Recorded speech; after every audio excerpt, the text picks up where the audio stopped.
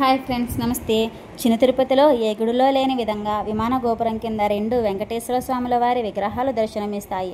ఒకటి అర్ధ విగ్రహము, ఒకటి సంపూర్ణ విగ్రహము. ఇలా రెండు విగ్రహాలు ఎందుకుంటాయి అని అడిగితే, పూర్వం ద్వారక అనే మహాముని శేషాద్రిగిరిపై విష్ణు దర్శనం కోసం తపస్సు చేస్తాడు. అప్పుడు విష్ణువు దర్శనమిచ్చి తను ఒక వాల్మీక్యంలో ఉన్నట్లు చెబుతాడు. ద్వారకామునికి వాల్మీక్యంలో ఉన్న స్వయంభూ వెంకటేశ్వర స్వామి కనిపిస్తాడు. కాకపోతే అర్ధ విగ్రహం మాత్రమే కనిపిస్తుంది. కానీ మిగిలిన అర్ధ భాగం పాతాళలోకంలో ఉన్న బలిచక్రవర్తి పూజిస్తూ ఉంటాడని పురాణాలు చెబుతున్నాయి. ఈ వెంకటేశ్వర స్వామిని ద్వారకాముని కనిపెట్టాడు కాబట్టి ఈ క్షేత్రం ద్వారకా తిరుమల అని పిలువబడుతుంది. వెంకటేశ్వర స్వామి పాదపూజ చేసుకునే భాగ్యం కలిగించడానికి రామానుజాచార్యుల గారు మరో నిలువెత్తు విగ్రహాన్ని అర్ధ విగ్రహం వెనుక ప్రతిష్ఠించారు. కాబట్టి ఈ విమాన గోపురం కింద రెండు వెంకటేశ్వర స్వామి వారి విగ్రహాలు మనకు దర్శనమిస్తాయి. ఈ ఆలయానికి కృతయుగం నాటి చరిత్ర కూడా ఉంది.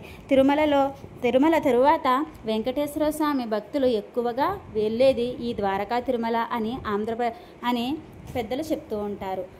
నా వీడియో మీకు నచ్చినట్లయితే లైక్ చేసి సబ్స్క్రైబ్ చేసుకోండి ఫ్రెండ్స్. Thank you.